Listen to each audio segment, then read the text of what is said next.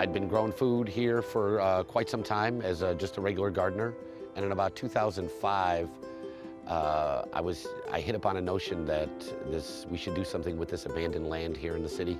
So we started these urban farm projects, creating soil, sequestering carbon, and trying to create a more sustainable society.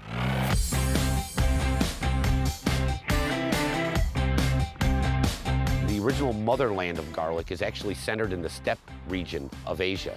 Within the greater part of 8,000 years, garlic disseminated to almost every continent on the planet except for Antarctica. Wherever people went, garlic went. I originally started growing garlic because I bought a farm and I toured the farmer's market and found out who was growing what. And nobody was growing garlic, so I figured I may as well.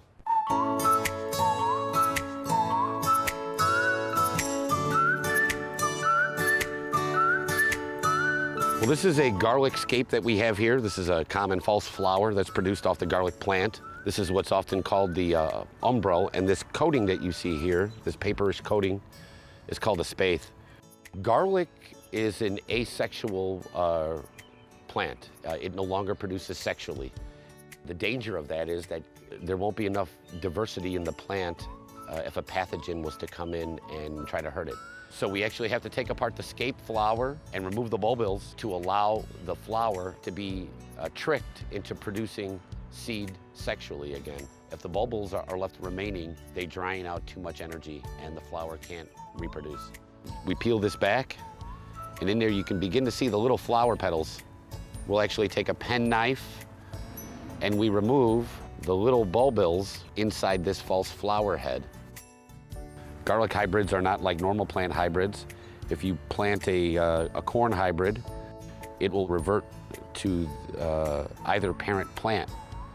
Garlic, on the other hand, doesn't follow those rules, because if you create a hybrid, you can either plant these bulbils, which are clones, or the cloves themselves, and actually produce a duplicate of that hybrid.